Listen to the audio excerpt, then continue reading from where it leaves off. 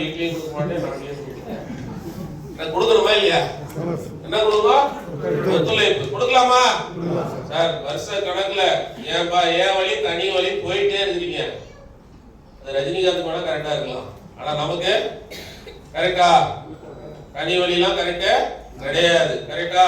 எல்லாரும் சேர்ந்து எப்படி நம்ம பண்றோமோ அதே வழியில நீங்களும் பண்ணணும். ரைட்டா? இப்போ உங்க போன்ல இருக்க 500 பேர்கிட்ட நம்ம என்ன சொல்லி பாக்குறோம்? மரியாதையா சொல்லி பாக்குறோம். முதல்ல என்ன சொல்லி பாக்குறோம்? எப்பா சொத்து வாங்கி போட்டா நல்லது, உன் குடும்பத்துக்கு உன் தலைமுறைக்கே அது ரொம்ப நல்லது. வேற ஏதாவது ஒரு பொருள் இருக்கா? இப்ப பணத்தை நீங்க வீட்டுல வச்சுட்டு போறீங்க, 10 வருஷம் கழிச்சு வந்து பார்த்தா ஜீரோ கூட ஆயிடலாம். யாராவது செலவு பண்ணிருப்பாங்க, இல்ல லாக்கர்ல போட்டு பூட்டியே வச்சிருக்கோம். 10 வருஷம் கழிச்சு அதோட மதிப்பு 1 லட்சம் 2 லட்சமா மாறிடுது. ஏன்? விலைவாசி உயர்வு. எதனால? விலைவாசி உயர்வுனால பணத்தோட மதிப்பு என்ன ஆயிடுது? 1 லட்சம் 2 லட்சம் ஆயிடுது. அதே பணத்தை 10 லட்சம் ரூபாய் இடத்துல போட்டுருந்தீங்கன்னா என்ன இருக்கும்? 1 கோடியா கூட மாறி இருக்கும். எத்தனை மடங்கு மாறி இருக்கு? எத்தனை மடங்கு? 10 மடங்கு மேல மாறிடுச்சு. அப்போ 1 லட்சம் 2 லட்சம் ஆகலாமா, இல்ல 1 கோடி ஆகலாமா? 1 கோடி ஆகலாம். அப்ப நிலத்துல போடலாமா, பணத்துல போடலாமா? சொல்லுங்க, பணமா நிலமா? இதுக்கு பட்டிமன்றமா வைக்கணும் தேவையில்லை. பணம் ஒரு பண்டமாற்று கருவி. பணம் ஒரு அதை விட அதுக்கு ஒன்றும் வேல்யூவே கிடையாது. பணத்தை எடுத்துட்டு போய் ஏதாவது ஒரு நல்ல பொருளை வாங்க முடியும், அவ்வளவுதான். எந்த பொருள்? அது நிலம் தான். கரெக்டா? சொல்லுங்க, நிலமே கோடீஸ்வர பார்ட்னர். வேற ஏதாவது கோடீஸ்வர பார்ட்னர் இருக்கா? பேங்க்ல போடுறோம் 6% வட்டி, விலைவாசி உயர்வே 10% இருக்கு. விலைவாசி உயர்வே வருஷம் 10%, பேங்க் 6%. அப்ப பேங்க்ல போடுறது பிரயோஜனமா கிடையாது. அப்ப பேங்க் பேலன்ஸ் காலி பண்ணிடலாமா சார்? யார் வீட்டுக்கு போனாலும் பணத்தை தூக்கிடலாமா? முதல் சொன்னதை வச்சு. அடுத்து ரெண்டாவது, பேங்க் பேலன்ஸ் காலி பண்ணிடலாமா? இந்தியாவோட ஒரு பேங்க் கூட இருக்கக்கூடாது. உங்க வேலையா இருக்கும். என்னைக்கு பேங்கே இல்லையோ அன்னைக்கு தான் நீங்க வேலை செஞ்சு கொடுத்துருக்கீங்கன்னு அர்த்தம். புரியுதா புரியலையா? பேங்க்ல போடுறதுனால எந்த பணமும் வளர்ப்பதே கிடையாது. அப்ப நிலத்துலதான் போடணும்ன்றத நீங்க தான் போய் எல்லா வீட்லயும், திண்டிவனத்திலயும் சரி, விழுப்புரத்துலயும் சரி, மரக்காணம் சரி, பாண்டிச்சேரி சரி, மேல்மருவத்தூர், மதுராந்தகம் சரி, இதுக்கு இதெல்லாம் சொல்றேன். இந்த 4 தெருக்குள்ள திண்டிவனத்திலேயே எங்களுக்கு சுத்தக்கூடாது. புரியுதா புரியலையா? கொஞ்சம் ஓடி ஆடி தொழில் பண்ணணும். ஓகே, இங்க இருந்து பாண்டிச்சேரி வரும் நீங்களா வரணும், விழுப்புரம் வரும் நீங்களா வரணும், மதுராந்தகம் எங்க சென்னைக்குள்ள கூட நீங்களா வரலாம். வரலாமா? இப்ப நல்லா தலையாட்டு கொஞ்சம் அப்படி கீழே இறங்கி சாப்பிட்டு அப்படி போறப்ப என்ன ஆயிருக்கீங்க? பழைய ஆளா? இப்ப நல்ல புது செல்லு, புது மெமரி எல்லாம் ஏத்தி விட்டுருவோம் உள்ள. வீட்டுக்கு போறதுக்குள்ள மொத்த மெமரி என்ன ஆயிடுது? நல்ல மெமரி எல்லாம் காலியாகி திரும்ப பழைய மெமரி. தயவு செய்து இந்த வருஷம் மட்டும் நான் சொல்றேன், பழைய மெமரியை தூக்கி குப்பையில ஓட்டி எரிச்சிருங்க, புது மெமரியை உள்ள ஏத்துங்க. நாங்க கொடுக்கிறது கோடீஸ்வர மெமரி. சொல்லுங்க, உங்களுக்கு தேவையானது என்னது? கோடீஸ்வர மெமரி தானே. தேவையில்லாத மெமரி எல்லாம் தூக்கி நீங்க எப்போ வாழ்க்கையில உங்க எனர்ஜி லெவல்ல, உயிர் லெவல்ல மேல இருக்கிறீங்களோ நீங்க தன்னால கோடீஸ்வரனா மாறிடுவீங்க. கரெக்டா? என்னப்பா வாழ்க்கை, ஏதுப்பா வாழ்க்கைன்னு சொல்லிட்டே இருந்தீங்கன்னா, குழம்பிட்டே இருந்தீங்கன்னா இன்னும் வர முடியாது மேல. ரைட்டா? சார், இப்ப நீங்க போய் ஒருத்தர் சொல்றீங்க 10 பத்திரம் வாழ்க்கை பத்திரம்னு, முதல் எடுத்தோட கேட்கவே மாட்டாரு. கேட்கவே அதெல்லாம் வேணாம்ப்பா, 10 பத்திரம் நமக்கு கஷ்டம்ப்பா, முடியாதுப்பா, என்னால சம்பாதிக்க முடியாதுப்பா எல்லாம் சொல்லுவாரு. சொல்ல மாட்டாரா? வாய்ப்பு இல்ல ராஜா, வாய்ப்பு இல்ல. என்ன சொல்லுவாரு? நீங்க என்ன சொல்லணும்? 10 சொத்து சம்பாதிக்கிறதுக்கு வாய்ப்பு இருக்கு, கண்டிப்பா என் கூட இருக்கு, நான் கேரண்டி. யார் சொல்லணும்? சொல்லுங்க, 10 சொத்து வாங்குறதுக்கு நான் கேரண்டி. உங்க 10 சொத்துக்கு இல்ல, யார பார்த்தாலும் அவர் 10 சொத்துக்கு யார் கேரண்டி? பிரீத்தி மிக்ஸி கேரண்டி கொடுக்குறாங்க இல்லையா? நீங்க ஒருத்தர 10 சொத்து வாங்கி கொடுக்கறது கூட இருக்க மாட்டீங்களா? சொல்லுப்பா. நீங்க ஒரு அன்பானவர் வச்சுக்கோங்களேன். என்ன ஆனவர்? அன்பானவருக்கு என்ன டெபினிஷன் தெரியுமா? நான் நல்லா இருக்கணும், என் குடும்பம் நல்லா இருக்கணும், என் தலைமுறை நல்லா இருக்கணும், நான் பார்க்க போற எல்லா குடும்பமும் இதே மாதிரி அவங்க தலைமுறையும் நல்லா இருக்கணும். அப்படி நினைக்கிறவங்க தான் அன்பான மனிதன். ரைட்டா? நீங்க இப்படிப்பட்ட ஒரு வாழ்க்கையை வாழணும் தானே பிரியப்படணும். சொல்லுப்பா. இப்படிப்பட்ட வாழ்க்கையை தான் ஆதிவியில் உங்களுக்கு கத்துக் கொடுப்போம். புரியுது இல்லையா? யாரெல்லாம் இங்க கூட சேர்ந்து தொடர்ந்து பயணிக்கிறீங்களோ இப்படிப்பட்ட வாழ்க்கைக்குள்ள நீங்க வந்துருவீங்க. உங்களையும் முன்னேற்றிக்குவீங்க, அடுத்தவர்களையும் முன்னேற்றிக்குவீங்க. நான் என்ன கேட்கிறேன், இந்திய நாடு வரைபடத்துல இருக்குல்ல, எல்லா மக்களையும் வெளியே எடுத்துருவோம். இந்திய நாடு மதிப்பு இருக்கா? சொல்லுப்பா. எல்லா மக்களோட மதிப்பு தான் மொத்த இந்திய நாட்டோட. அப்ப நம்மளுடைய வருமானம் கூட்டினா இந்தியா வல்லரசா மாறுமா மாறாதா? நம்ம எல்லாரும் சேர்ந்துதான் இந்தியா வல்லரசா மாத்த முடியும். தனியா இந்தியா வளர்ச்சாலும் மாறாது. அப்ப எல்லாருடைய வருமானத்தையும் நம்ம என்ன பண்ண போறோம்? ரைட்டா, 1 லட்சம் எக்ஸ்ட்ரா சம்பாதிக்கணும். நம்ம முயற்சி எடுத்துக்கிட்டே இருக்கோம். போன வருஷத்துக்கு இந்த வருஷம் 1 லட்சம் ரூபாய் எக்ஸ்ட்ரா சம்பாதிக்கலாம்னு வச்சுக்கோங்களேன். வளர்ச்சியா வளர்ச்சி இல்லையா? கண்டிப்பா வளர்ச்சி தான். கரெக்டா, நம்ம நினைச்சா இந்த ஆண்டு 1 கோடி சம்பாதிக்கலாம். இல்ல நாங்க சொல்ற மாதிரி ஒரு 20 கோடி வரலும் சம்பாதிக்கலாம். அப்படின்னா 500 சொத்து வரலும் சம்பாதிக்க முடியும். ஓகே, எல்லாரும் ஒரே ஒரு டயலாக் சொன்ன பேச்சு கேட்க மாட்டாங்களா? நாங்க ஒரு நல்ல டயலாக் சொல்லி தருவோம். 10 பத்திரமா முதியோர் இல்லமா? சொல்லுங்க. நீங்க சொல்றவர் நல்லா பேசி பாக்குறீங்க. கூட சேர மாட்டேன்னு சொல்றாரு. என்ன சொல்லிருக்கோம்?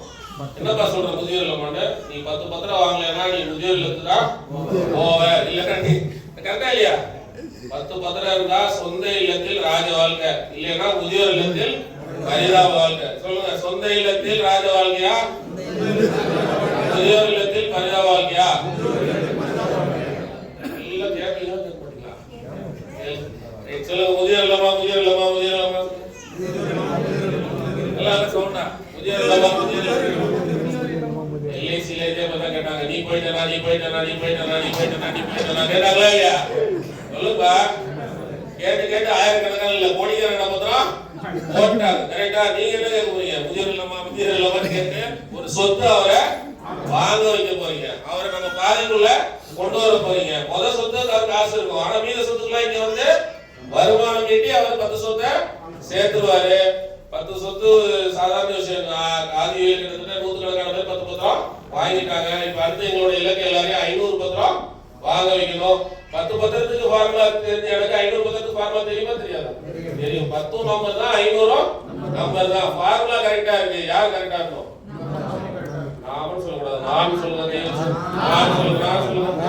கூட்டத்தோட கோயிலுக்கு யார் சரியாகணும்? நான் சரியாகணும். யார் சரியாகணும்? நான் சரியாகணும். யார் சரியாகணும்? நான் சரியாகணும்.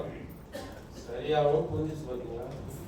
அப்ப இவ்வளவு நாளா நீங்க சரியா இல்ல, அது புரிஞ்சிச்சு பாத்தீங்களா? வீட்டுக்கு போயிட்டு நான் சரியா தான் இருக்கேன்னு நினைக்கிறேன். இன்னும் நிறைய ஆபரேஷன் எல்லாம் பண்ண வேண்டியது. நீங்க ஆபரேஷன் வந்தீங்க, பாதி தான் பண்ணிருக்கேன், மீதி பண்ண வேண்டியது இருக்கு. பாதி ஆபரேஷன்ல நீங்க விட்டுட்டீங்கன்னா என்ன ஆகும்? கரெக்டா? என்ன ஆபரேஷன் உடம்புல இல்ல, உங்க மைண்ட்ல. உங்க மைண்ட கோடீஸ்வர மைண்டா மாத்துறவர்களும் இந்த ஆபரேஷன் தொடரும் இல்லையா? அந்த ஆபரேஷன் ஒத்துழைப்பு கொடுக்கலாமா? தொடர்ந்து கொடுக்கலாமா? தொடர்ந்து கொடுங்க. இந்த பிசினஸ் வந்து ஈஸியா கத்துக்கலாம், ஒன்றும் பிரச்சனையே இல்லை. இதுல ஒரு சில கான்செப்ட் சொல்லி கொடுப்போம். இப்ப சொன்னோம் இல்லையா, பணம்னா என்ன, நிலம்னா என்ன. சில பேர் தங்கத்தை வாங்கிக்கிறேன்னு சொல்லுவாங்க. கரெக்டா இல்லையா? சொல்லுவாங்களா? தங்கம் இப்ப நல்லா ஏறுது அப்படி இப்படின்னு சொல்லுவாங்க. கரெக்டா? யாராவது இப்படி சொல்லியிருக்காங்களா உங்ககிட்ட? 2.5 லட்சத்துக்கு தங்கம் வாங்கி வச்சிருந்தேன், இன்னைக்கு 2.5 கோடி போகுது. யாராவது சொல்லியிருக்காங்களா? ஆனா 2.5 லட்சத்துக்கு இடம் வாங்கினா இன்னைக்கு 2.5 கோடி போகுது சொல்லியிருக்காங்களா? சொல்லியிருக்காங்களா? என்ன காரணம்னா தங்கம் தங்காது. சொல்லுங்க, அது இங்க வரும், அப்புறம் வாடகை கடைக்கு போகும், அப்புறம் விற்பனை கடைக்கு போயிடும். இதுதான் யூஸ்வல் ப்ராசஸ். அது ஒரு அவசர பண்டமாற்று கருவி. என்ன கருவி? ஏற்கனவே பணம் மாதிரி அது ஒரு அவசர பண்டமாற்றத்துக்கு வச்சுக்கலாமே தவிர அது நம்மளை கோடீஸ்வரன் ஆக்க போறதே கிடையாது. நிலம் மட்டும்தான் நம்மளை கோடீஸ்வரனா ஆக்க போகுது. அது போக பல தங்க சுரங்கங்கள் உலகம் ஃபுல்லா இப்ப ஏஐ டெக்னாலஜி மூலம் கண்டுபிடிச்சிட்டாங்க. ட்ரம்ப் வந்து ஒரு கிரீன்லாந்து அப்படின்னு ஒரு பெரிய நாடே கேட்கறாங்கன்னா இருக்காங்க. அதுக்குள்ள நிறைய தங்கங்கள், நிறைய மினரல்ஸ் எல்லாம் இருக்கு. அதுக்காக எனக்கு இதை கொடுத்துரு, அதை கொடுத்து கேட்கலாம். புரியுதா புரியலையா? நிறைய தங்கம் வெளியே எடுக்க அடுத்த 10 வருஷத்துல தங்கத்தோட விலை என்ன ஆகும்? டெக்னாலஜி இம்ப்ரூவ் ஆகாத மக்கள் மனிதர் கீழே போய் எடுத்து வந்துருவானா இல்லையா? வேகமா எடுத்து வந்துருவான். அப்ப தங்கத்தோட மதிப்பே கிடையாது. 10 வருஷம் கழிச்சு 20 வருஷம் கழிச்சு நிலத்தின் மதிப்பு தான் உச்சத்துல இருக்கும். ஏன்னா பாப்புலேஷன் வந்து அந்த அளவுக்கு பெருசா இருக்கும். ரைட்டா? இன்னொரு சின்ன கெட்ட செய்தி இருக்கு, சொல்லலாமா? நிறைய பேருக்கு வேலை வாய்ப்பு இழக்க போறோம். என்ன இழக்க போறோம்? எப்படி இழக்க போகுது? இப்ப டோல்கேட்ல வந்து நீங்க பாக்குறீங்க, வரிசையா டோல்கேட்ஸ் எல்லாம் இருக்குல்ல, அதுல ஒரு 50 பேர் ஒரு டோல்கேட்ல ஷிஃப்ட் மாதிரி வேலை செய்யறாங்க. அவங்களுக்கு எல்லாம் வேலை போகுது. எதனால? ஏஐ டெக்னாலஜி மூலமா சேட்டலைட்ல இருந்து என்ன எடுத்துக்கிறாங்க, நம்ம வண்டியில இருந்து ட்ராக் பண்ணி காசு எடுத்துப்பாங்க. இவங்க எல்லாம் வேலைக்கு. ஆனா நமக்கு நல்லது, வண்டி வந்துடும். ஆனா அந்த குடும்பத்துக்கு எல்லாத்துக்கும் என்னாச்சு? இது மாதிரி ஆயிரக்கணக்கான டோல் இருக்கு, மொத்த குடும்பத்துக்கு லட்சக்கணக்கான பேர் வேலை செய்யறாங்க. வேலை என்னாச்சு? போயிடுச்சு. வாழ்வாதாரம் என்னாச்சு? போயிடுச்சு. இது மாதிரி எவ்வளவு வேலை வாய்ப்பு இழப்புகள் அடுத்த சில ஆண்டுகள்லயே நம்ம சந்திக்க போறோம். இதனால என்ன ஆக போகுது? இதனால நிறைய பேரு என்ன ஆயிடுவாங்க? ஏழைகள் ஆவாங்க. நிறைய பேர் பணக்காரன் ஆவாங்க. எப்படி சார்? ஏழைகிட்ட அவங்க பணக்காரன் அவங்க எப்படி டெக்னாலஜி வளர்ந்துகிட்டே தான் இருக்கும். உங்க வேலைக்கு பதிலா ரோபோக்கள் வேலைக்கு புரியுதா? எத்தனை படம் பார்த்துருக்கீங்களா? ரஜினி வருவார்ல, அவர் வேலைக்கு வந்துருவாரு. புரியுது இல்லையா? அதுக்கு ரீசார்ஜ் பண்ணா போதும், உங்களுக்கு மாசம் சம்பளம் கொடுக்கணும். புரியுதா புரியா? அதுக்கு ரீசார்ஜ் பண்ணா போதும், உங்களுக்கு என்ன கொடுக்கணும்? சம்பளம். ரீசார்ஜ் பண்றதானே விரும்புவாங்க. சொல்லுங்கப்பா. நீங்களா இருந்தாலும் என்ன நம்ம வீட்டுக்கு ஆளுக்கு பதில் ரோபோ வாங்கி வச்சுக்கலாமா? அது வேலை எல்லாத்தையும் பார்த்துருது. அதாவது ஒரே ரோபோவே உங்களுக்கு டாக்டர் மாதிரி என்ன பண்ணிருமா? எல்லாமே எழுதி கொடுத்துருமா, வீட்டு வேலையும். அப்ப நீங்க டாக்டர்கிட்ட போகணும் தேவையில்லை. எங்க வீட்லயே ஒரு ரோபோ வச்சிருந்தா எல்லா வேலையும் முடிஞ்சிடும்னா நீங்க என்ன வாங்குவீங்க? எப்படியாவது ஒரு ரோபோ தான் வாங்கி வச்சுப்பீங்க. உண்மையா இல்லையா? ஐயோ சக மனிதனுக்கு வேலை போகுது அப்படின்னு நீங்க நினைப்பீங்களா? சொல்லுங்கப்பா. யாரும் நினைக்க மாட்டாங்க. கரெக்டா? அப்போ இது போக போக என்ன இருக்கு? கோடீஸ்வரர்கள் பிழைச்சுக்கலாம். யார் பிழைச்சுக்கலாம்? கோடீஸ்வரர்கள் யாரா இருக்க முடியும்? சொத்து வச்சிருக்கவங்க மட்டும் தான் கோடீஸ்வரர்களா இருக்க முடியும். அதனாலதான் சொல்றேன், நமக்கே வேலை இல்லைன்னா நம்ம தலைமுறைக்கு வேலை இருக்குமா? சொல்லுங்கப்பா. நமக்கே இல்லைன்றா நம்ம தலைமுறைக்கு கிடையாது. அப்ப நம்ம தலைமுறை பத்திரமா இருக்கணும்னா நாங்க சொல்லி கொடுக்குறோம், 500 பத்திரம் இருந்தா நம்ம தலைமுறை பத்திரமா இருக்கும். அதுல டவுட் இருக்கா? நம்ம ஃபார்முலா 500 பத்திரத்தை நோக்கி தான். நீங்க 1 வருஷத்துல அடையிறீங்க, 2 வருஷத்துல அடையிறீங்க, 3 வருஷத்துல அடையிறீங்க, 4 வருஷத்துல அடையிறீங்க, 5 வருஷத்துல அடையிறீங்க. ஆனா அது மட்டும்தான் இலக்கா இருக்கு. கரெக்டா? நீங்க இங்க இருந்து கிளம்பினீங்கன்னா மதுரைக்கு போகணும்னு நினைக்கிறீங்க, வேற இலக்கு வச்சிருப்பீங்களா? வேற இலக்கு வச்சிருந்தா எங்க போவீங்க?